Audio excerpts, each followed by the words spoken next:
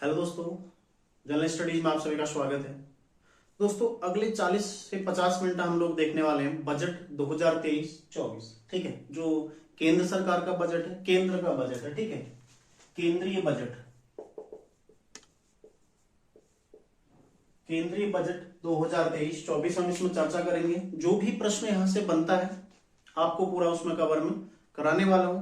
उससे पहले थोड़ा दो शब्द मैं आपको प्रवचन देना चाहूंगा। आप लोग यदि तैयारी कर रहे हैं, ठीक है, आप लोग वीडियो देख रहे हैं, इसका मतलब तैयारी तो कर ही रहे होंगे। ठीक है, तो आप लोग एक काम जरूर करें,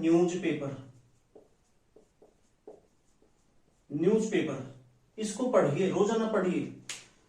माना कि उत्तराखंड थोड़ा दुर्गम परिस्थितियों वाला राज्य है, यहाँ पर इजिली सारी चीजें मिलती नहीं है, लेकिन फिर भी अब नेट तो हर किसी के पास होता ही है। ठीक है, और न्यूज़पेपर नेट पर डाउनलोड हो भी जाता है। कई सारे व्हाट्सएप ग्रुप से आप जुड़े होंगे, वहां पर मिल भी जाता है। और नहीं भी मिलता है तो एक सामान्य सा एक स्थानीय न्यूज़पेपर, ठीक है, वो हर क्षेत्र में उपलब्ध रहता ही है। आप मान के चलो दैनिक जागरण या फिर अमर उजाला या फिर हिंदुस्तानी तो लगभग पूरे राज्य में मिल ही जाता है, इसमें कोई दो राय नहीं है। ठीक है, आपको अच्छे न्यूज़पेपर नहीं मिल सकते हैं, जनसत्ता वगैरह नहीं मिलेगा, कोई बात नहीं, उसको आप छोड़िए।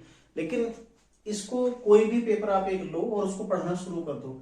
यदि आप पेपर लेते हैं तो आपने बजट भी पढ़ा होगा, क्योंकि पहला पेज और दूसरा पेज वो केवल बजट पर ही था। जब 2 फरवरी को बजट के बारे में आया था तो 2 पेज बजट पर ही था। जो पढ़ने वाला अभ्यर्थी है वहीं से नोट किया होगा, प्रश्न भी सही हुआ होगा। जो आया था आपका सप्तऋषि वाला, है ना, कनिष्ठ सहायक में आया था। और नहीं पढ़ा होगा तो दूसरे पर निर्भरता बढ़ा दी। ठीक है, कि कोई लिखाएगा मैं नोट कर लूंगा, ठीक है, या कहीं से लिख लिया नोट कर लिया। उससे क्या होता है ना, आप रटने वाली पद्धति पर चले जाते हैं। फिर से लिखिए, आप कोई नोट करा रहा है वहां से लिखिए, उसमें कोई बुरी बात नहीं है, लेकिन एक बार स्वयं से पढ़िए भी, है ना। आप मैं आपको चीजें लिखाऊंगा। एक बजट को जो 2 पेज दैनिक जागरण के पेज में या फिर हिंदुस्तान के पेज में आपको दिया था, पूरा आधा पेपर ही उसके बारे में होता है। तो उसको मैं आपको 40 मिनट की क्लास में बता दूंगा, उसका निष्कर्ष में बता दूंगा। अब उसमें आपने कितना ग्रहण किया, ठीक है, और कितना आपने छोड़ दिया। और यदि आप स्वयं से पेपर पढ़ते तो जो मैं बता रही आपको और बेहतर समझ में आ सकता था, है ना। तो पेपर पढ़ना शुरू कर दीजिए। 70% जो करंट अफेयर्स है आपका पेपर से कवर हो जाता है, क्योंकि पेपर में सारी चीजें आती हैं। मोस्टली जो राज्य के बारे में चीजें आती हैं वो पेपर में ही आपको मिलती हैं, अन्य कोई स्रोत नहीं है। मैं भी आपको केवल जो करंट अफेयर्स है राज्य का मैं जो करवाता हूँ, उत्तराखंड राज्य का, वो केवल और केवल न्यूज पेपर से करवाता हूँ, और कोई भी माध्यम नहीं है यहाँ पर करंट अफेयर्स का। ठीक है, हालांकि केंद्र के लिए है, राष्ट्रीय जो नेशनल करंट अफेयर्स है उसके लिए है, लेकिन स्टेट का कोई भी माध्यम नहीं है। आप न्यूज़पेपर पढ़िए, यहां से बेहतर आपको कुछ नहीं मिलेगा। ठीक है, तो पेपर पढ़ना आप लोग शुरू कर दीजिए, काफी महत्वपूर्ण ये आपके लिए होने वाला है। ठीक है, मैं बार बार आपको बोलता हूँ, रटने वाली तैयारी बिल्कुल ना करें।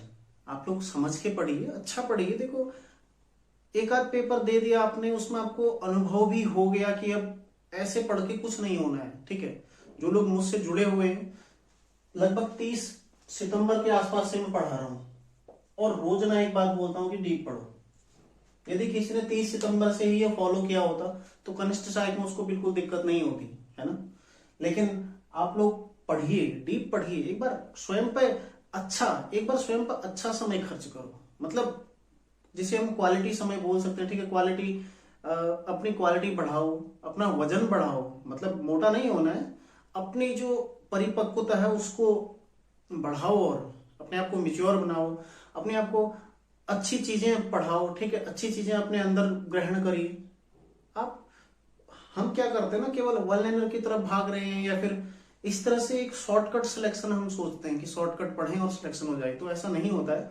आप एक बार पढ़ो तो सही, एक बार आप हर किसी डिपार्टमेंट में आपका सिलेक्शन होगा, एक नहीं 10 नौकरियां आपकी लग जाएंगी, लेकिन एक बार आपको खर्च करना पड़ेगा उसके लिए। वैसे भी अगर भविष्य में एक नौकरी लगी ना किसी की, एक नौकरी मतलब तुक्का। जितना कंपटीशन अभी है, यदि आपका केवल एक ही एग्जाम निकलेगा तो ये तुक्का ही कहलाएगा, ये आपकी मेहनत नहीं कहलाएगी। यदि आपकी मेहनत है तो 4-5 एग्जाम भले आप और जगह ना जाएं, अन्य को मौका देंगे।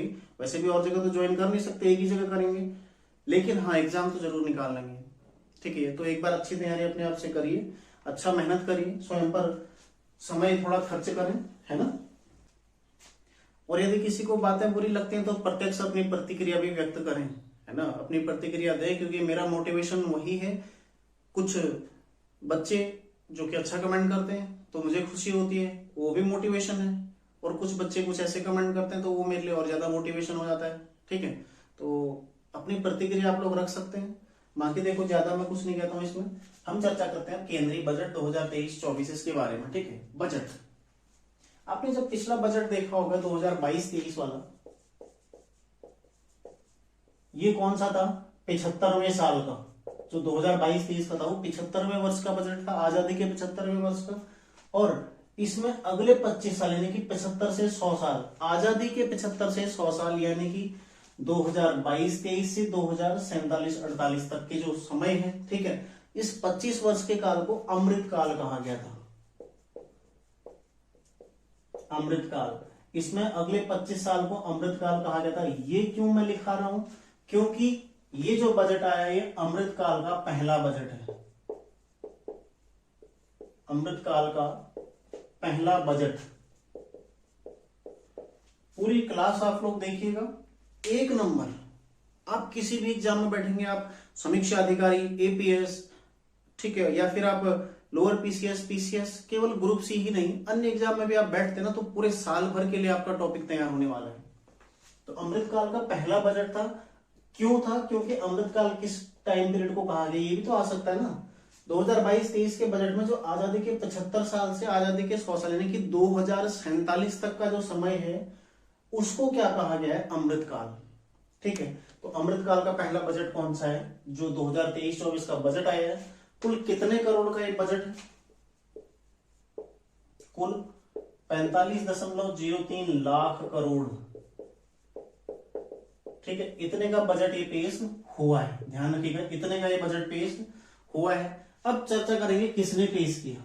ठीक है, पेश करने वाला कौन थी, वित्त मंत्री कौन है अभी, निर्मला सीतारमण। ठीक है, निर्मला सीतारमण, इनके द्वारा इसको पेश किया गया, जो कि वर्तमान में क्या है, भारत के वित्त मंत्री हैं। ठीक है, और किस तिथि को पेश हुआ ये भी तो पता होना चाहिए। ठीक है, किस तिथि को, तिथि क्या थी बजट को पेश करने की, 1 फरवरी 2023। ठीक है, इस तिथि को अमृत काल का पहला बजट, प्रत्येक वर्ष इसी तिथि को पेश किया जाता है। ठीक है, कौन करता है, वित्त मंत्री, और वित्त मंत्री कौन है वर्तमान में, निर्मला सीतारमण। ठीक है, जो कि पहली महिला वित्त मंत्री, ये भी आपको पता होना चाहिए। ठीक है, पहली महिला वित्त मंत्री। बजट का इतिहास भी देखेंगे, अभी लास्ट में देखते हैं थोड़ा बजट के इतिहास के बारे में भी हम चर्चा करेंगे। ठीक है, तो अमृत काल का पहला बजट किसके द्वारा इसको पेश किया गया, निर्मला सीतारमण के द्वारा। ठीक है, तिथि कब थी, 1 फरवरी 2023। कुल कितने का, 45.03 लाख करोड़ का ये बजट पेश किया गया। ठीक है, ध्यान रखिएगा।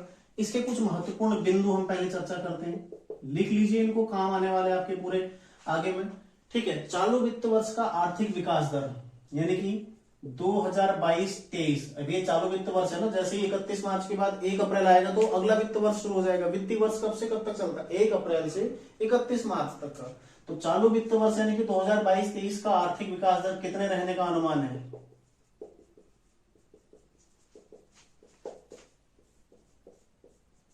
कितने रहने का अनुमान है। ठीक है, 7% रहने का अनुमान है।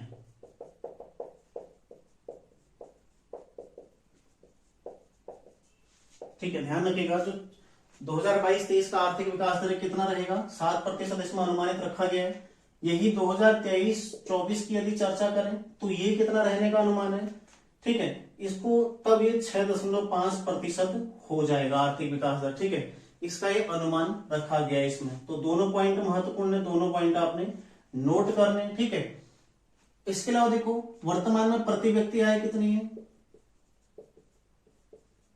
वर्तमान में प्रति व्यक्ति आय, ये कुछ महत्वपूर्ण फैक्ट हैं जो आपसे पूछे जा सकते हैं। ठीक है, तो 1.97 लाख।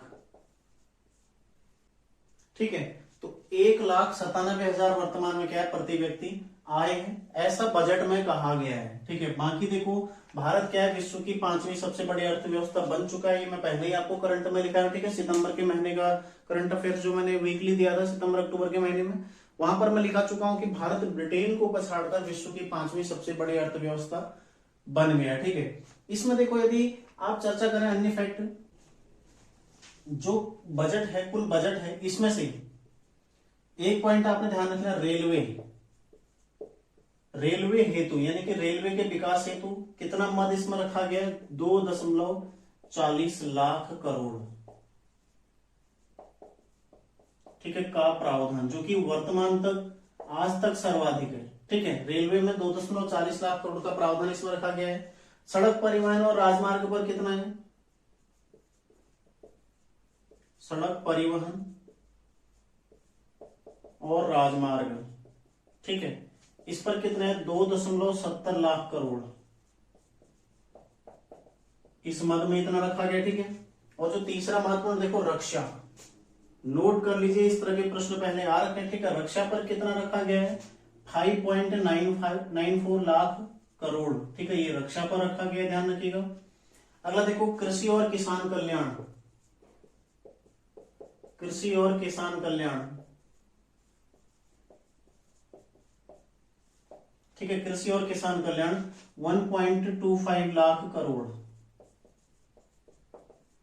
ठीक है, ये कुछ छोटे छोटे, मतलब ऐसे कभी कभी पूछ लेता है ना कि बजट 2023-24 में रक्षा के लिए कितनी राशि रखी गई है। ठीक है, नियत की गई कितनी है? 5.94 लाख करोड़। ठीक है, ऐसे ही पूछ लेगा रेलवे हेतु कितना है, सड़क परिवहन हेतु कितना है, कृषि और किसान कल्याण हेतु कितना है। इस तरह से चीजें पूछ लेता है, तो आपको ये नोट करनी बहुत जरूरी है। ठीक है, और आ जाती है कभी कभी, यहां से प्रश्न आ जाते हैं। इसके अलावा देखो, स्वास्थ्य जो है, स्वास्थ्य पर जीडीपी का 2.1% खर्च करने का प्रावधान रखा है, स्वास्थ्य पर। ठीक है, जीडीपी का 2.1% खर्च होगा। और वहीं शिक्षा पर, ठीक है, शिक्षा पर कितना खर्च होगा? 2.9%। तो ये दो पॉइंट भी आपने इसी रूप में ध्यान रखने। ठीक है, स्वास्थ्य पर जीडीपी का 2.1%। क्वेश्चन बनेगा कि बजट 2023-24 में शिक्षा पर जीडीपी का कुल कितने प्रतिशत खर्च करने का प्रावधान रखा गया? कितना? 2.9%। स्वास्थ्य पर कितना है? 2.1%। बिल्कुल पॉइंट टू पॉइंट आप लोग इसको नोट कर रहे। ठीक है, तो देखो, आर्थिक विकास दर कितना रहेगा? 7%। और 2023-24 में कितना रहेगा? 6.5%। ठीक है, इसके अलावा देखो, वर्तमान में प्रति व्यक्ति आय कितने? 1.97 लाख। ठीक है, और रेलवे हेतु जो मद रखा गया कितना है? 2.40 लाख करोड़। बाकी सड़क परिवहन प्लस राजमार्ग 2.70 लाख करोड़। ठीक है, रक्षा पर कितना है? 5.94 लाख करोड़। कृषि और किसान कल्याण पर कितना है? 1.25 लाख करोड़ रुपए कृषि और किसान कल्याण के लिए रखा गया। ठीक है, अब इसका एक स्क्रीनशॉट आप लोग ले लीजिए। आगे मैं आपको थोड़ा एक आध फैक्ट और बताता हूं इसमें। देखो, इसमें 2022-23 का राजकोषीय घाटा, ठीक है, के लिए राजकोषीय घाटा कितना रखा गया है?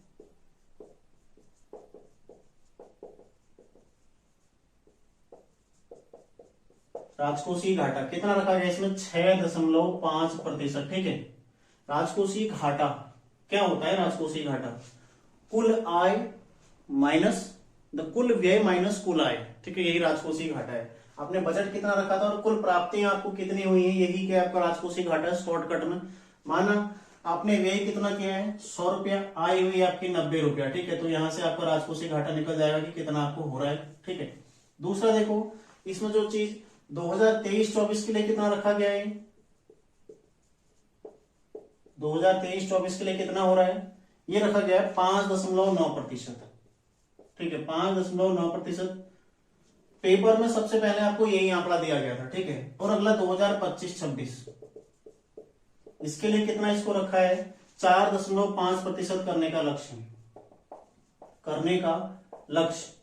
ये कम हो रहा है, इसका मतलब आपकी इकोनॉमी और बेहतर हो रही है। ठीक है, ये कम, ये जैसे जैसे आंकड़ा कम होता जाएगा इकोनॉमी और ज्यादा बेहतर होती जाएगी। ठीक है, ये आपने ध्यान रखना है। ये तीनों, राजकोषीय घाटा चालू वित्त वर्ष में कितना है, अगले वित्त वर्ष में कितना होगा, 2025-26 तक, ये ज्यादा महत्वपूर्ण है कि यहां तक कितना करने का इसको लक्ष्य रखा गया है। साथ ही देखो, जो व्यक्तिगत आयकर है, इनकम टैक्स, जब आप नौकरी लगेंगे तो आप भी टैक्स पे करेंगे। ठीक है, इनकम टैक्स, व्यक्तिगत आयकर जिसको हम बोलते हैं, इसमें कैसी छूट मिली है आपको? जो रिबेट थी पहले, जो 5 लाख तक का एक क्राइटेरिया था उसको बढ़ाकर कितना कर दिया है, 7 लाख कर दिया है। लेकिन जो स्लैब थे देखो, जो पहले 6 स्लैब में था, ठीक है, 6 स्लैब के स्थान पर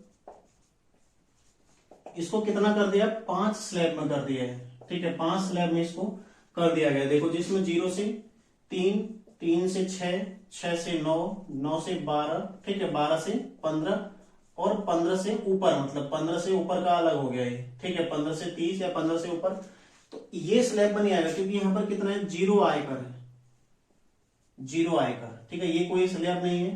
फिर देखो 5%, 10%, 5, 3%, ठीक है,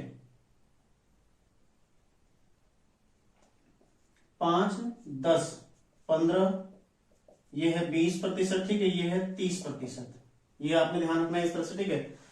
3 से 6 में 5%, 6 से 9 10%, 9 से 12 15, 12 से 15 20, ठीक है, और 15 से 30 में कितना है, 30% आपका इसको रखा गया है। ये 0%, ये यहाँ पर 0 है तो यहाँ पर ये कोई स्लैब में नहीं आता, ठीक है। ये 0 से 3 मतलब लाख, ठीक है, लाख में 0 से 3 लाख, 3 से 6 लाख, 6 से 9 लाख, 9 से 12 लाख, ठीक है, तो ये इसमें रखा गया है। इस तरह से स्लैब एक कम कर दिया है, जो पहले 6 स्लैब में था उसको 5 स्लैब में कर दिया, ठीक है। बाकी जो रिबेट है, रिबेट को बढ़ाकर, जो पहले 5 लाख था, ठीक है, रिबेट 5 लाख के स्थान पर कितना कर दिया है, 7 लाख कर दिया, ठीक है, 7 लाख कर दिया है। तो ये भी आपने ध्यान रखना है, जो रिबेट है उसको 5 लाख के स्थान पर कितना कर दिया है, 7 लाख इसमें कर दिया है। तो ये है थोड़ा जो बाहरी चीजें हैं बजट की, जो प्रमुख जो आंकड़े संबंधी चीजें, ये आपने ध्यान रखनी है। और राज्यों के लिए एक और चीज यहां पर नोट कर लो, राज्यों के लिए राजकोषीय घाटा,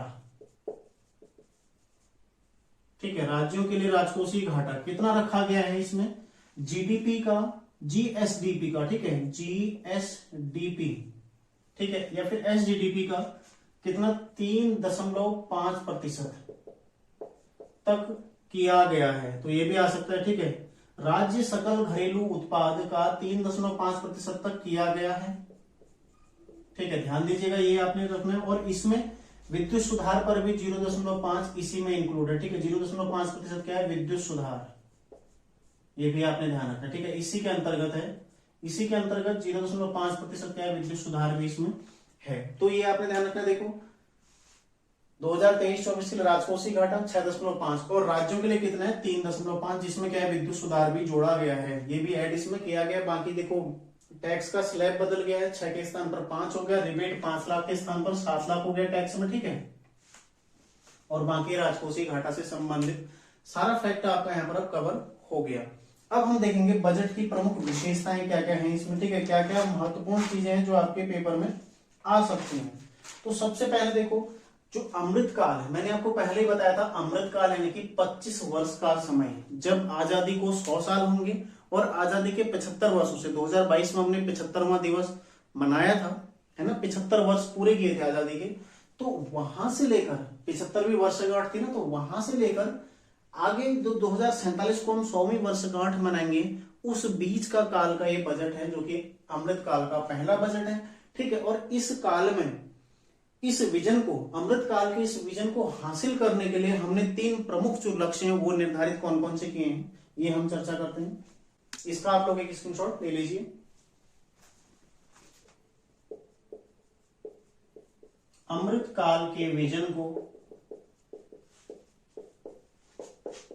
हासिल करने के 3 महत्वपूर्ण 3 बिंदु, ठीक है, 3 बिंदु जो निर्धारित किए हैं, 3 जो महत्वपूर्ण बिंदु हैं, 3 प्रमुख जो बिंदु हैं। इसमें देखो सबसे पहला क्या है, रोजगार सृजन। पहला क्या है, रोजगार सृजन, यानी कि ज्यादा से ज्यादा रोजगार सृजित किए जाएंगे, ठीक है। दूसरा क्या है, सुदृढ़ और स्थिर बृहद आर्थिक वातावरण, ठीक है, सुदृढ़ और स्थिर, ठीक है, बृहद आर्थिक वातावरण, मतलब एक ऐसा माहौल तैयार किया जाएगा, आर्थिक वातावरण, ठीक है, ये तैयार किया जाएगा। और तीसरा क्या है इसमें जो सबसे महत्वपूर्ण है, नागरिकों के लिए अवसर। ठीक है, नागरिकों के लिए अवसर, नागरिकों हेतु अवसर। और इसमें कैसे मुख्यतः किन पर फोकस किया गया, युवा वर्ग पर केंद्रित। ठीक है, युवा वर्ग पर केंद्रित, क्योंकि कोई भी चीज है, ठीक है, कुछ भी होता है तो युवा ही उसमें सबसे महत्वपूर्ण योगदान दे सकता है। ठीक है, क्योंकि युवा देखो कार्य करने में सक्षम है। ठीक है, किसी भी कार्य को आसानी से कर सकता है। अन्य बच्चों की अपेक्षा, फिर बुजुर्गों की अपेक्षा युवा ज्यादा काम करेगा ना, उसकी क्षमता ज्यादा होगी। तो इसलिए देखो नागरिकों हेतु तो अवसर तो इसमें बढ़ाने का प्रयास किया गया, लेकिन जो किस पर केंद्रित है, मुख्यतः युवा वर्ग पर ये केंद्रित है, ये आपने ध्यान रखना है। ठीक है, तो ये 3 बिंदु आपको ध्यान रखना है। अमृत काल के विजन को हासिल करने के लिए किन किन बिंदुओं पर फोकस करेगी सरकार, एक रोजगार सृजन करेगी, बेहतर आर्थिक वातावरण, और तीसरा होगा नागरिकों हेतु अवसर। ठीक है, 3 ऑप्शन आपको मिलेंगे, चौथा ऑप्शन और मिल जाएगा। ठीक है, तो वो नहीं होगा। तो ये 3 आपके ऑप्शन इसमें मिल सकते हैं आपको, तो ध्यान रखिएगा, इसको आपने ध्यान रखना है। अगला देखो, यदि मतलब भारत है @100, मतलब भारत @100 यानी कि आजादी के 100 साल तक जब पहुंचेगा, तो वहां तक पहुंचने के लिए भारत को क्या क्या परिवर्तन अभी लाने हैं, ठीक है, के लिए जो परिवर्तन करने इस बजट में जो निर्धारित किए गए हैं वो मैं आपको बताता हूं। ठीक है, क्या क्या परिवर्तन इसमें किए जाने हैं। सबसे पहला जो परिवर्तन इसमें किया जाना है, देखो महिलाओं का आर्थिक सशक्तिकरण, महिलाओं का आर्थिक सशक्तिकरण।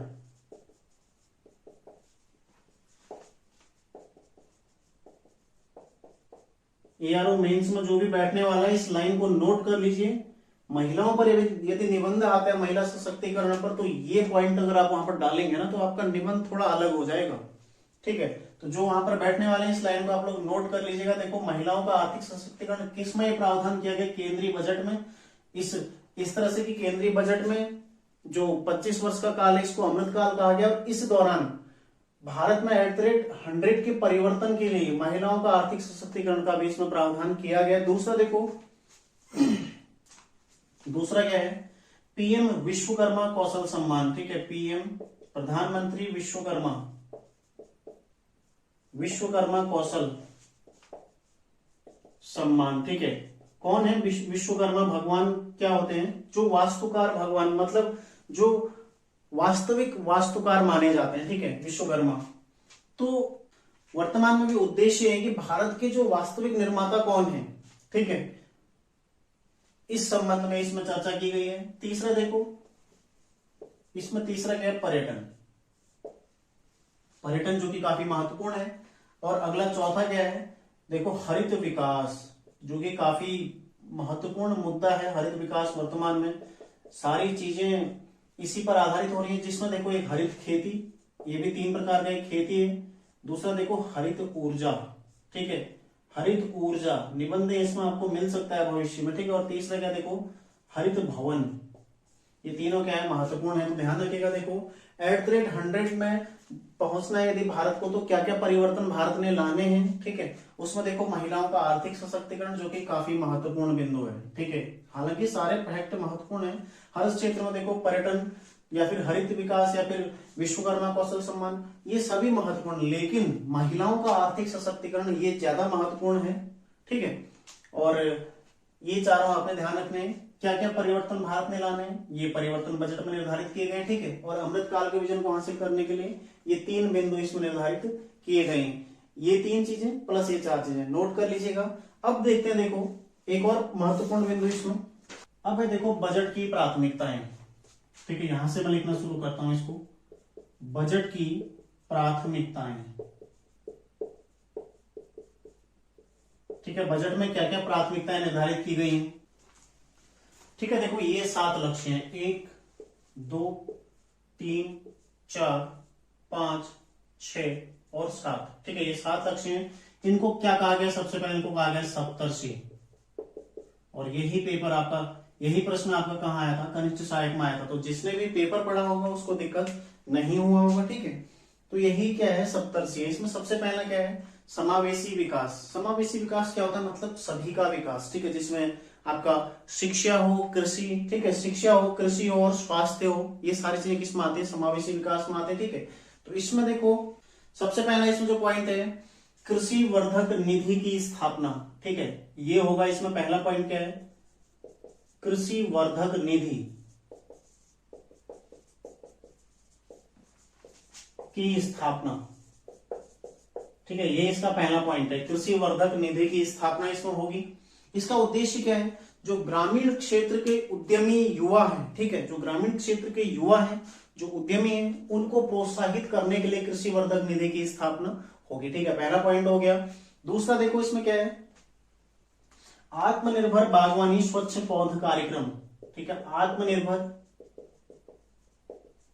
आत्मनिर्भर बागवानी, ठीक है, स्वच्छ पौध कार्यक्रम, बागवानी मतलब फल सब्जी इत्यादि, ठीक है, तो इसको बढ़ावा देने के लिए आत्मनिर्भर बागवानी स्वच्छ पौध कार्यक्रम शुरू होगा, यानी कि हॉर्टिकल्चर जो होता है ना, हॉर्टिकल्चर बोलते हैं बागवानी को, उसका विकास इसमें होने वाला है और इसके लिए कितने रुपए, 2200 करोड़ रुपए का प्रावधान इसमें किया गया, ठीक है, ध्यान रखने का, सब्जी फल और फूल को बढ़ावा देने के लिए, ठीक है, इसको शुरू किया गया। और तीसरा क्या है, देखो मिलट, तीसरा इसमें जो पॉइंट है, मिलट के लिए, ठीक है, मिलट के लिए वैश्विक केंद्र श्री अन्न का निर्माण, वैश्विक केंद्र, ठीक है, क्या, श्री अन्न का निर्माण, काफी महत्वपूर्ण बिंदु है, ठीक है, ध्यान रखिएगा, इसको आप लोग नोट कर लीजिए। जो अब मोटा अनाज है इसको क्या बोला जाएगा, श्री अन्न, ठीक है, श्री अन्न इसको बोला जाएगा। इसको मैं थोड़ा सा इस तरह से यहाँ पर आपको समझाता हूँ, ठीक है, फिर मैं मिटा दूंगा, तो आप लोग फटाफट इसको नोट करते रहिए साथ में, या फिर स्क्रीनशॉट ले लीजिएगा, ठीक है, इसी में आपको मैं चाहता हूं कि आपको पूरा इसी चार्ट में इसको मैं समझाऊं, ठीक है। तो देखो मिलट के लिए जो वैश्विक केंद्र है श्री अन्न का इसमें निर्माण, तो श्री अन्न में जो मोटे अनाज है जैसे ज्वार है, रागी है, बाजरा है, कुटकी है, सामा है, ठीक है, ये सब किसमें आएंगे, कोंदा है जो उत्तराखंड में होता है, ठीक है, जो मोटा अनाज है उसको बोलते हैं मिलट, ठीक है, इसके लिए श्री अन्न का निर्माण, जिसमें मोटे अनाज में देखो ज्वार है, ज्वार, बाजरा, रागी, कुटकी, ठीक है, सामा,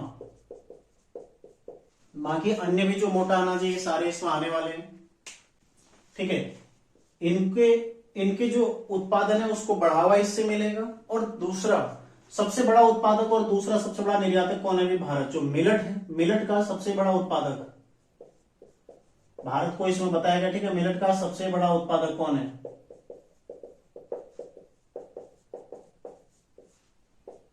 प्लस दूसरा सबसे बड़ा निर्यातक, ठीक है, दूसरा सबसे बड़ा निर्यातक कौन है, भारत है, ठीक है, ये इसमें बताया गया बजट 2023-24 में। और मिलट को श्री अन्न, क्वेश्चन बनेगा कि निम्न में से किसे वर्ष 2023-24 में के बजट में श्री अन्न कहा गया, तो किसको कहा गया है, जो मोटे अनाज है, ठीक है, मिलट को श्री अन्न कहा गया। अब आप श्री ज्वार, श्री बाजरा इस तरह से लगा सकते हैं, ठीक है। अगला जो इसमें महत्वपूर्ण तीसरा बिंदु है, इसका उद्देश्य क्या है, इसको क्यों श्री अन्न कहा है, इसका उद्देश्य क्या है। एक, आप देखते होंगे आसपास में जो भी आपके बुजुर्ग लोग होते हैं ना, वो क्या बोलते हैं कि मोटी चीजें, मोटा अनाज जो होता है वो सेहत के लिए काफी लाभदायक होता है, ठीक है, आपने कई लोगों के मुंह से जाना होगा, सुना होगा, ठीक है। तो सबसे पहला उद्देश्य तो क्या है, पोषण शक्ति इससे बढ़ेगी, ठीक है, पोषण पहला हो गया। दूसरा उद्देश्य क्या होगा इसका, खाद्य सुरक्षा, ठीक है, सुरक्षित खाद्य, बिल्कुल मिलावटी कुछ नहीं होता, ठीक है, इसमें खाद्य सुरक्षा। और तीसरा इसका उद्देश्य क्या है, जो सबसे महत्वपूर्ण है, किसानों का कल्याण, ठीक है, किसानों का कल्याण, क्योंकि इंसान जो वर्तमान में जो भी व्यक्ति है वो ना हल्के भोजन की तरफ बढ़ रहा है, ये थोड़ा मोटा, ये बहुत ज्यादा पोषण वाला, पोषक तत्वों वाला भोजन होता है, ठीक है, सुरक्षित है, लेकिन लोग इसे कम खरीदते हैं, लोग इसे कम, मतलब किसानों को इसका ज्यादा फायदा नहीं होता है, ठीक है, इसको पैदा करने का ज्यादा फायदा नहीं होता है, लेकिन उद्देश्य यही है कि इस तरह से यदि इसको शुरू किया जाए तो किसानों का भी कल्याण होना इसमें संभव है, ठीक है। और निश्चित ही होगा जब लोग इसकी तरफ प्रेरित होंगे, लोग इसको खरीदेंगे, तो कहीं ना कहीं किसानों को उसका डायरेक्ट लाभ होगा। ठीक है, तो किसानों का कल्याण इसका तीसरा महत्वपूर्ण बिंदु हो गया। ठीक है, और इसी के अंतर्गत एक भारतीय बाजरा अनुसंधान संस्थान है हैदराबाद में। ठीक है, भारतीय बाजरा अनुसंधान संस्थान जो कि कहां है, हैदराबाद में। ठीक है, हैदराबाद। इसको क्या करने का कहा गया, इसमें क्या बनाया जाएगा, इसको उत्कृष्टता केंद्र बनाया जाएगा। ठीक है, को उत्कृष्टता केंद्र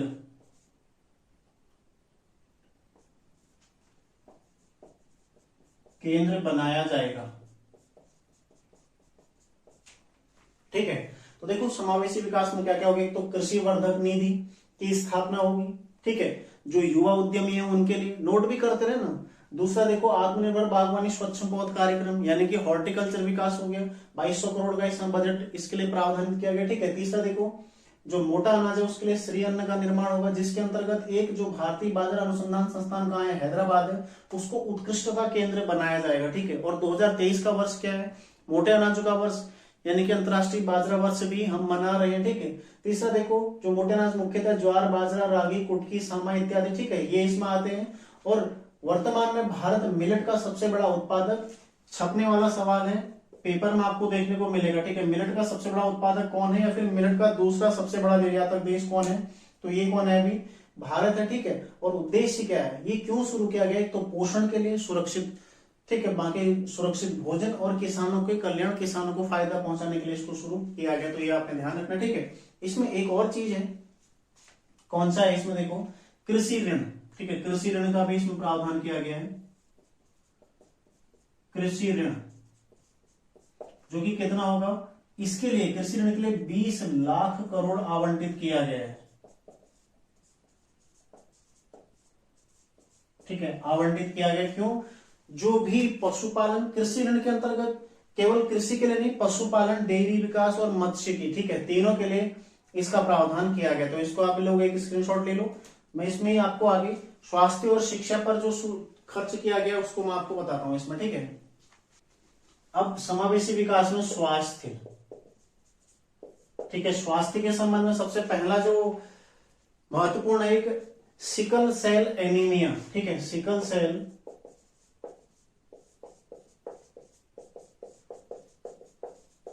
एनीमिया उन्मूलन।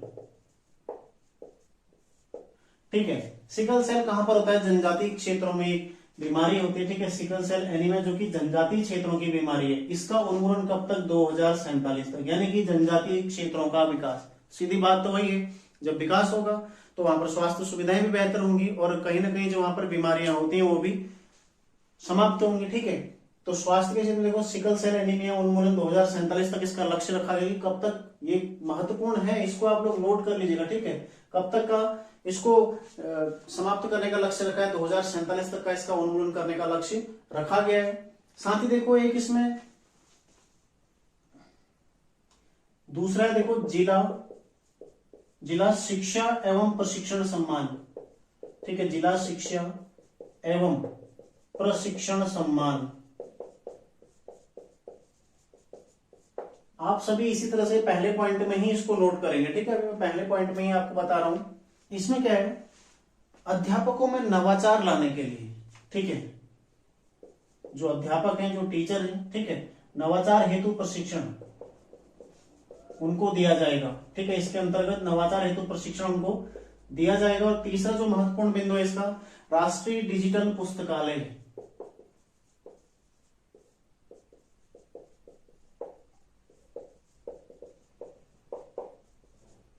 राष्ट्रीय डिजिटल पुस्तकालय, ठीक है, जो तीसरा महत्वपूर्ण है, बच्चों एवं किशोरों हेतु स्थानीय भाषाओं में। ठीक है, बच्चों एवं किशोरों हेतु है ये, और किस भाषा में मिलेगा आपको, स्थानीय भाषा में।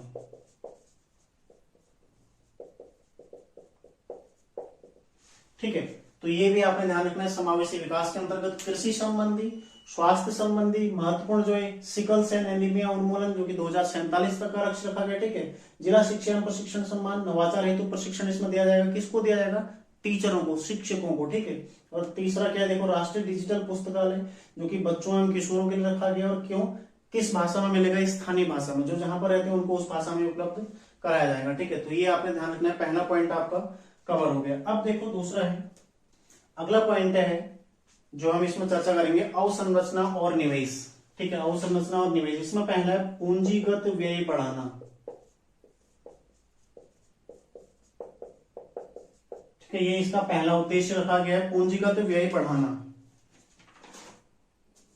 ठीक है, पूंजीगत व्यय बढ़ाना, इससे क्या होगा? पूंजीगत व्यय यदि बढ़ेगा, जो मतलब पूंजी हम एक मतलब कमा रहे हैं, उससे होने वाला जो व्यय है, ठीक है, उसको बढ़ाने से मतलब क्या है? इकोनॉमी हमारी क्या हो रही है? बेहतर हो रही है। मतलब अर्थव्यवस्था हमारी क्या हो रही है? बेहतर हो रही है। तो ये इसमें प्रावधान किया गया, पूंजीगत व्यय बढ़ाने का इसमें प्रावधान किया गया। और दूसरा देखो, इसी के अंतर्गत एक शहरी अवसंरचना विकास निधि, शहरी अवसंरचना विकास निधि।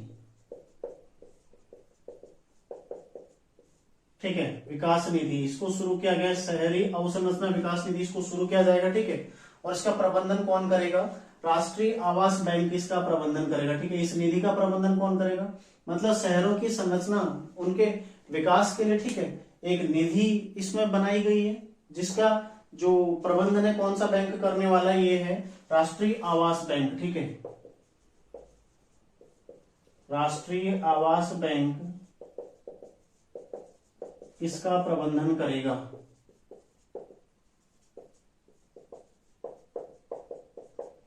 ठीक है, तो ये आपने ध्यान रखना है।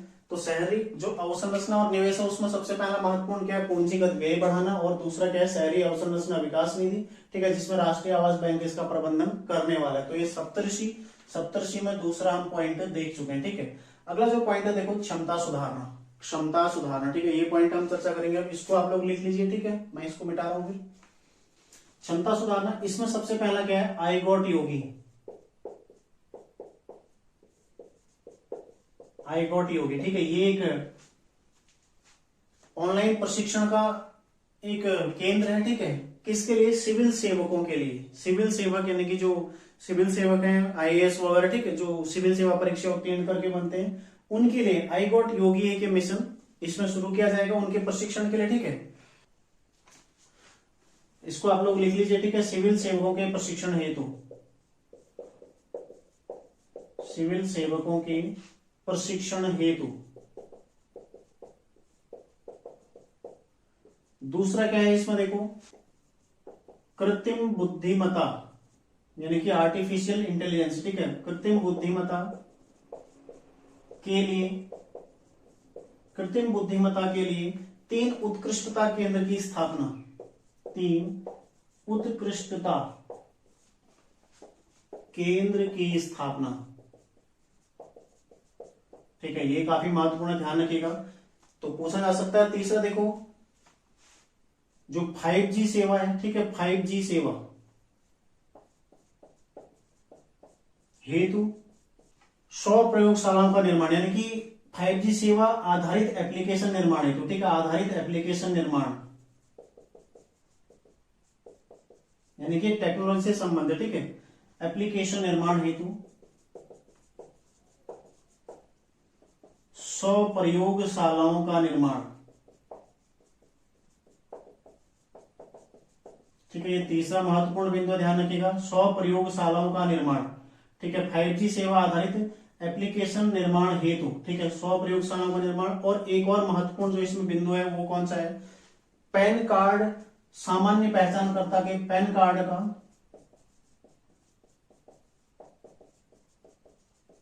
सामान्य पहचानकर्ता के रूप में प्रयोग।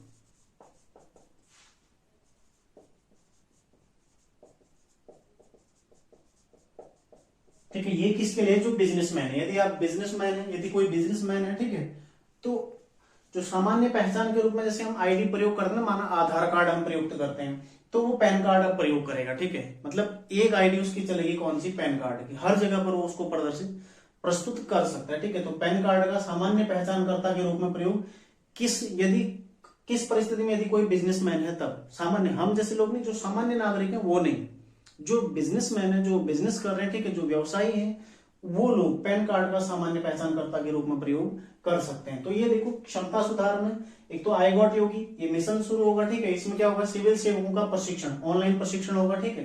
तो दूसरा देखो आर्टिफिशियल इंटेलिजेंस के लिए 3 उत्कृष्टता केंद्र इसमें शुरू किए जाएंगे, ठीक है। 3 है, ठीक है, ध्यान रखिएगा। तीसरा देखो अब 5G शुरू हो चुका है भारत में। कब शुरू हुआ था, 1 अक्टूबर 2022 से भारत में 5G शुरू हुआ था। तो अब 5G यदि शुरू हो गया है तो इससे संबंधित जो एप्लीकेशन निर्माण है इसके लिए 100 प्रयोगशालाओं का निर्माण इसमें करने का प्रावधान किया गया। चौथा क्या है, जो पैन कार्ड है इसको जो बिजनेसमैन है वो सामान्य पहचान के रूप में प्रयोग ला सकते हैं, ठीक है। तो हमारे 3 पॉइंट कंप्लीट हो गए, कौन कौन से, क्षमता सुधार तक हमारा कंप्लीट हो गया। अब अगला देखते हैं हम, देखो हरित विकास। हरित विकास में सबसे पहला लक्ष्य क्या है, 2070 तक, ठीक है, 2070 तक निवल शून्य कार्बन उत्सर्जन, ठीक है, निवल शून्य कार्बन उत्सर्जन,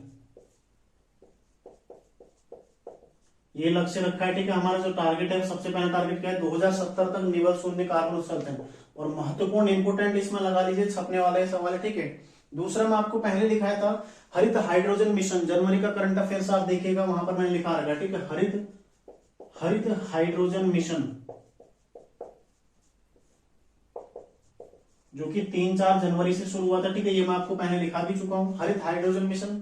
तीसरा देखो, तीसरा क्या है, पीएम प्रणाम योजना, पीएम प्रणाम योजना, तीसरा इसका जो लक्ष्य है, ठीक है, पीएम प्रणाम योजना किसके लिए है, ये है भूमि प्रदूषण को रोकना, भूमि प्रदूषण रोकना। तो सबसे पहले देखो भूमि प्रदूषण, मृदा प्रदूषित कैसे हो रही है।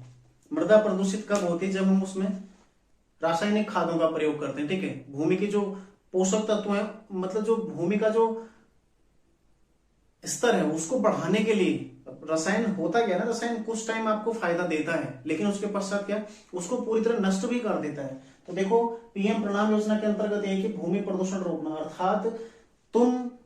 अर्थात इसका मतलब क्या है कि रासायनिक उर्वरकों के स्थान पर कैसी जो जैविक खाद है, ठीक है, या फिर तरल जो नैनो यूरिया है, या फिर जो जैविक खाद जैसे गोबर इत्यादि उसका प्रयोग करने का इसमें कहा गया, ठीक है, उसको प्रयोग करने के लिए इसमें कहा गया। तो रासायनिक उर्वरकों का प्रयोग बिल्कुल भी जीरो करना, कम करना, इसका क्या उद्देश्य। तो पीएम प्रणाम योजना किससे संबंधित है, भूमि प्रदूषण रोकने से संबंधित है, ये भी इसी में आने वाला, ठीक है। तो महत्वपूर्ण है, ध्यान रखिएगा। अगला जो इसमें चौथा जो पॉइंट है वो है देखो गोवर्धन स्कीम, गोवर्धन स्कीम, ठीक है, गोवर्धन स्कीम नाम से स्पष्ट हो रहा है। गोवर्धन, गोबर क्या है, एक अवशिष्ट पदार्थ, ठीक है, अवशिष्ट है ना, अवशिष्ट, अवशिष्ट से धन एकत्रित करना। धन एकत्रित कैसे होगा, मतलब अवशिष्ट से आमदनी, ये क्या है इसका उद्देश्य। इसके लिए कुल 500 संयंत्र स्थापित किए जाएंगे, ठीक है, 500 संयंत्र स्थापित होंगे जहां पर अवशिष्ट से आमदनी एकत्रित की जाएगी। तो गोवर्धन स्कीम भी बजट 2023-24 में, ठीक है, ये सब देखो बजट का हिस्सा है 2023-24 में। निवल शून्य कार्बन उत्सर्जन, हरित हाइड्रोजन मिशन, ठीक है, 2030 तक है 5 मीट्रिक मिलियन टन वार्षिक उत्पादन सौर ऊर्जा का, ये मैं आपको पहले लिखाया हूं, ठीक है, वहां से नोट करिएगा आप लोग जनवरी वाले से। तीसरा देखो पीएम प्रणाम योजना, भूमि प्रदूषण को रोकने से संबंधित। गोवर्धन स्कीम किससे संबंधित है, अवशिष्ट से आमदनी, ठीक है, देखो गोबर से धन, ऐसे ध्यान रखिएगा आप लोग। अगला जो इसका एक और महत्वपूर्ण पॉइंट है, 5वां महत्वपूर्ण पॉइंट क्या है, देखो 10,000 बायो इनपुट रिसोर्स केंद्र की स्थापना, ठीक है, प्राकृतिक खेती को बढ़ावा, प्राकृतिक खेती को बढ़ावा, प्राकृतिक खेती को बढ़ावा। इससे क्या होगा, मतलब इसमें क्या होगा, 10,000 बायो इनपुट रिसोर्स केंद्र की स्थापना इसमें होगी, ठीक है। तो लिख लो इसको भी, चलो 10,000 बायो इनपुट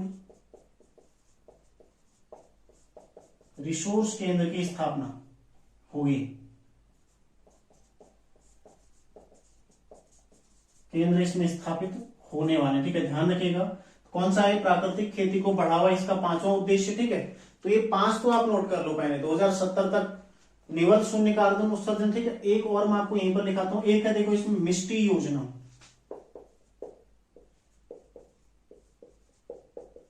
मिष्टी योजना, मिष्टी योजना किससे संबंधित है, जो मैंग्रोव है और लवणीय भूमि है, ठीक है, इनके विकास हेतु मैंग्रोव और लवणीय भूमि के विकास हेतु, ठीक है, और लवणीय भूमि के विकास हेतु, ठीक है। ये क्या है, मिष्टी योजना इसमें शुरू की जाएगी। किस किस के लिए, मैंग्रोव और लवणीय भूमि के विकास हेतु शुरू की जाएगी, ठीक है। तो हरित विकास में एक पॉइंट और इसमें रह गया, ठीक है, एक है अमृत धरोहर। यहीं पर मैं इसको आपको बताता हूं, ठीक है। अमृत धरोहर, आप लोग अमृत धरोहर, ठीक है, आप लोग इसको पॉइंट वाइज ही नोट कर रहे होंगे तो आपको ज्यादा दिक्कत नहीं होगी। मैं इसलिए आपको समझा रहा हूं ताकि आप पॉइंट इनके साथ साथ इसको भी समझ सकें, ठीक है। हालांकि अलग अलग तोड़ के भी मैं समझा सकता था, लेकिन यहाँ पर आप यदि इसको देखते हैं तो आपको ज्यादा बेहतर ये समझ में आएगा, ठीक है। हरित विकास का जो एक और लक्ष्य है वो कौन सा है, अमृत धरोहर। इसमें क्या है, आर्द्र भूमि के संरक्षण हेतु, क्या है, आर्द्र भूमि यानी कि वेटलैंड का संरक्षण, ठीक है। कितने वर्ष के लिए शुरू किया गया, 3 वर्ष हेतु। जो अमृत धरोहर मिशन है ये 3 वर्ष के लिए शुरू किया गया है और इसमें आर्द्र भूमि का संरक्षण किया जाएगा। और उत्तराखंड में कौन सी आर्द्र भूमि, आसन वेटलैंड, स्थापना 1967 और उसको 2020 में रामसर साइट में भी शामिल किया गया, ठीक है। ये भी आप लोग ध्यान रखिएगा। तो कुल कितनी आर्द्र भूमि भारत में जो रामसर साइट में शामिल है अभी, 75, ठीक है। तो आर्द्र भूमि के संरक्षण हेतु एक अमृत धरोहर मिशन शुरू होगा जो कि 3 वर्ष के लिए चलेगा, ठीक है। ये भी आपने ध्यान रखना है। अगला देखो, इसका आप लोग एक स्क्रीनशॉट ले लो। ये सारे फैक्ट किससे संबंधित है, हरित विकास से, ठीक है। पॉइंट वाइज में आपको सब बता रहा हूं। देखो, समावेशी विकास हमने पहले किया था, फिर अवसंरचना और निवेश 3 पॉइंट थे, ठीक है। क्षमता सुधार 2 पॉइंट, 3 पॉइंट, ठीक है। अब हरित विकास में देखो 1, 2, 3, 4, 5, 6 और 7, टोटल 7 पॉइंट इसमें ये आपने नोट करने, ठीक है। तो पूछा जा सकता है, देखो, गोवर्धन स्कीम किससे संबंधित है, हरित विकास से, या फिर इसका उद्देश्य क्या, अवशिष्ट से आमदनी एकत्रित करना, इसका उद्देश्य कुल 500 संयंत्र स्थापित किए जाएंगे। इस तरह से प्रश्न बनेगा तो आप लोग इसको नोट कर लीजिए, ठीक है। अगला देखो, अगला है वित्तीय क्षेत्र। वित्तीय क्षेत्र, ठीक है। अगर अभी तक आप लोगों ने सब्सक्राइब नहीं किया है तो कर लो, ठीक है। देखो, महिला सम्मान बचत पत्र, कमेंट जरूर करना क्लास के बारे में।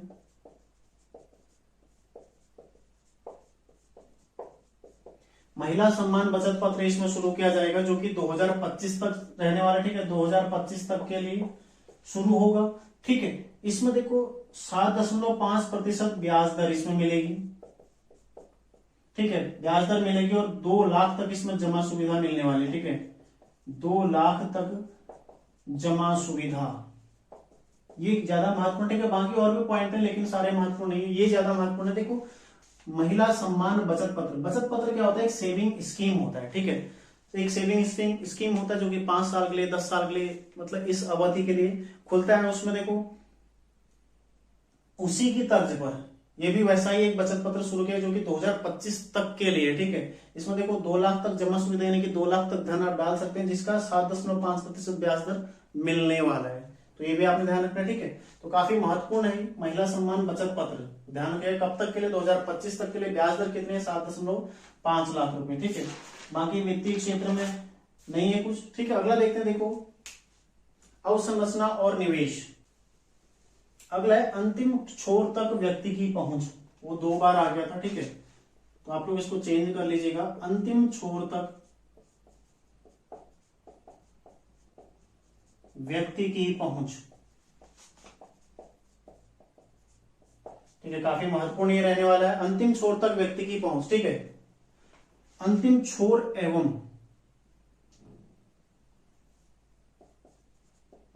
व्यक्ति तक पहुंच, ठीक है। व्यक्ति की पहुंच, व्यक्ति तो अंतिम छोर पर होगा ही, वहां रहने वाला कोई ना कोई, ठीक है। अंतिम छोर एवं व्यक्ति तक यानी कि देश के प्रत्येक कोने तक, ठीक है, प्रत्येक व्यक्ति तक पहुंच सुनिश्चित करना क्या है, बजट का उद्देश्य है, ठीक है। इसके लिए इसमें एक आकांक्षी ब्लॉक कार्यक्रम शुरू किया गया, ठीक है। यहां पर मैं लिख रहा हूं, देखो, आकांक्षी ब्लॉक कार्यक्रम ये शुरू किया जाएगा, आकांक्षी ब्लॉक कार्यक्रम, ठीक है। ये इसमें शुरू किया जाएगा जो कि 500 ब्लॉक में शुरू होने वाला है। 500 ब्लॉक इसके लिए चयनित किए गए, ठीक है। जैसे आकांक्षी जिला कार्यक्रम है, ठीक है। आकांक्षी जिला कार्यक्रम आपको पता होगा, आकांक्षी जिला हरिद्वार जिसमें पहले नंबर पर आया था पिछले साल, ठीक है। आकांक्षी जिला मतलब, आकांक्षी मतलब ऐसे जिले जो विकास, जहां पर विकास होना है, जो विकसित नहीं है अभी, उन्हें विकसित किया जाना है, ऐसे जिले, ठीक है। इसमें टोटल कितने जिले हैं, 112 जिले हैं, जिसमें पिछली बार हरिद्वार पहले नंबर पर आया था, ठीक है। अब ऐसे एक आकांक्षी ब्लॉक कार्यक्रम भी शुरू किया जा रहा है, ठीक है। इसमें देश के कुल 500 ब्लॉक इसमें रखे गए हैं, ठीक है, ध्यान रखिएगा। तर्ज वही है, जो ब्लॉक जो विकसित किए जाने हैं, जो अभी पिछड़ रहे हैं, ठीक है, उनको इसमें शामिल किया जाएगा। तो आकांक्षी ब्लॉक कार्यक्रम इसका पहला पॉइंट हो गया। दूसरा देखो, दूसरा क्या है, दूसरा इसमें भारत श्री, ठीक है, भारत श्री। भारत श्री क्या है, भारत साझा पुरालेख निधान, ठीक है, इसका ये फुल फॉर्म है भारत साझा पुरालेख निधान, ठीक है, ध्यान रखिएगा। भारत श्री एक योजना शुरू करेगी। इसका क्या होगा, इसके अंतर्गत जो भारत के 1 लाख से ज्यादा अभिलेख हैं, इनका डिजिटलीकरण होगा, ठीक है, पुराने अभिलेखों का डिजिटलीकरण।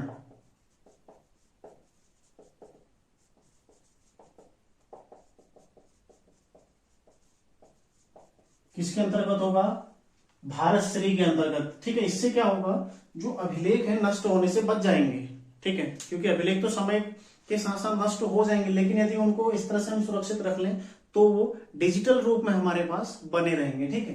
तो भारत श्री जो कि भारत साझा पुरालेख निधान है, ठीक है, 1 लाख से अधिक 1 लाख पुराने अभिलेखों का डिजिटलीकरण इसमें होना है। ये 2 पॉइंट आपने इसमें ध्यान रखने हैं। और तीसरा है PMPVTG, ठीक है, PMPVTG विकास मिशन,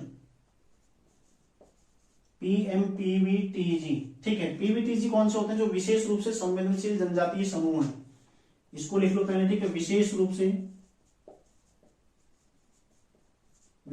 से संवेदनशील जनजातीय समूह,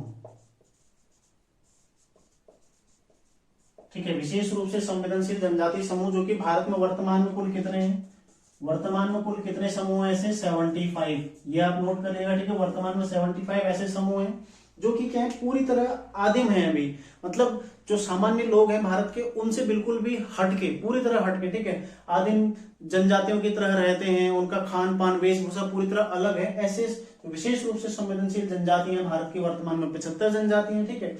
इनके विकास के लिए PMPVTG एक मिशन, विकास मिशन शुरू किया गया है, ठीक है, विकास मिशन शुरू किया गया, इनके विकास हेतु शुरू किया गया, ध्यान रखना आपने, ठीक है। तो देखो, अंतिम छोर एवं व्यक्ति तक पहुंच में क्या क्या है, आकांक्षी ब्लॉक कार्यक्रम जो कि 500 ब्लॉक में शुरू होगा, पूर्व आकांक्षी जिला कार्यक्रम 112 जिलों में शुरू किया गया, ठीक है। भारत श्री योजना शुरू की जाएगी, भारत साझा पुरालेख निधान, मतलब पुराने अभिलेखों का क्या होगा, इसमें डिजिटलीकरण होगा, जो डिजिटल रूप में सुरक्षित रहेंगे। तीसरा क्या है, देखो, PMPVTG विकास मिशन, अर्थात जो विशेष रूप से जनजातीय संवेदनशील जनजातीय समूह हैं, जो कि वर्तमान में भारत में 75 हैं, ठीक है, 75 हैं, उनके विकास के लिए PMPVTG विकास मिशन शुरू किया गया। तो क्वेश्चन ऐसे बनेगा कि बजट 2023-24 में PMPVTG का संबंध किससे है, जो विशेष रूप से संवेदनशील जनजातीय समूह है उनके विकास से, ठीक है, ध्यान रखिएगा। अब एक लास्ट जो हमारा बच गया 7वां, वो है युवा शक्ति, ठीक है, युवा शक्ति, ठीक है। इसमें जो एक महत्वपूर्ण इसमें जो कार्य हो रहा है वो है, देखो, देखो अपना देश, देखो अपना देश, ठीक है, देखो अपना देश योजना इसमें शुरू होगी, किसके अंतर्गत, युवा शक्ति में, ठीक है। देखो अपना देश योजना मतलब पहले भारत को जानो, भारत में भारत भ्रमण इत्यादि सारी चीजें इसमें रखी गई, ठीक है। देखो अपना देश योजना इसके अंतर्गत शुरू होने वाली है। तो ये रहा, देखो, बजट के जो 7 सप्तर्षि, बजट की जो 7 प्राथमिकताएं, ठीक है, वो मैं आपको बता चुका हूं। इसमें देखो, समावेशी विकास पूरा डिटेल के साथ समझा दिया, अवसंरचना और निवेश पूरा समझा दिया, ठीक है, क्षमता सुधार, हरित विकास, वित्तीय क्षेत्र, अंतिम छोर एवं व्यक्ति तक पहुंच सुनिश्चित करना और युवा शक्ति, ये 7 आपके क्या है इसमें बजट की प्रमुख प्राथमिकताएं हैं। अब थोड़ा सा बजट का 1-2 पॉइंट इतिहास हम जान लेते हैं, ठीक है, वो भी काफी महत्वपूर्ण है, जो कि पूछा जा सकता है आगे। देखो, बजट का उल्लेख किसमें है, भारतीय संविधान के अनुच्छेद 112 में वार्षिक वित्तीय विवरण के रूप में बजट को लिखा गया, ठीक है। बजट नहीं लिखा गया, वहां पर क्या लिखा गया, उसको वार्षिक वित्तीय विवरण, ठीक है, इस रूप में उसको लिखा गया, ध्यान रखिएगा। कुछ एक आध जो महत्वपूर्ण फैक्टर, देखो, भारत का पहला बजट, भारत का पहला बजट, ठीक है, किसने पेश किया था, ये थे जेम्स विल्सन, जेम्स विल्सन। कब किया था, 1860 में, ठीक है। भारत का पहला बजट ये हो गया। स्वतंत्रता के पश्चात पहला बजट, स्वतंत्र भारत। कौन थे स्वतंत्र भारत के पहले वित्त मंत्री? षणमुखम सेठी, ठीक है, षणमुखम सेठी, इनके द्वारा किया गया था, ठीक है। अगला पॉइंट जो है देखो, गणतंत्र भारत, इसका पहला बजट किसने पेश किया था? जॉन मथाई, ठीक है, जॉन मथाई, जो कि 1950 में, 1947 में, ठीक है। जब भारत गणतंत्र हुआ, भारतीय संविधान लागू हो गया, उसके पश्चात जॉन मथाई जो तत्कालीन वित्त मंत्री थे उनके द्वारा, ठीक है। सर्वाधिक बार किसने किया है? सर्वाधिक बार कौन है? मोरारजी देसाई, ठीक है, मोरारजी देसाई, जो कि कितने बार? 10 बार, 10 बार इनके द्वारा बजट पेश किया गया। अगला जो महत्वपूर्ण है, ठीक है, पहली महिला वित्त मंत्री कौन है? निर्मला सीतारमण। मैं आपको पहले बता चुका हूं, लेकिन पहली महिला कौन है जिन्होंने बजट पेश किया था? पहली महिला कौन है? इंदिरा गांधी, ठीक है, जो कि प्रधानमंत्री थी और वित्त मंत्री का अतिरिक्त प्रभार इनके द्वारा संभाला गया था, ठीक है, कार्यभार भी संभाला गया था और उस दौरान इन्होंने बजट पेश किया था। और पहली पूर्णकालिक महिला,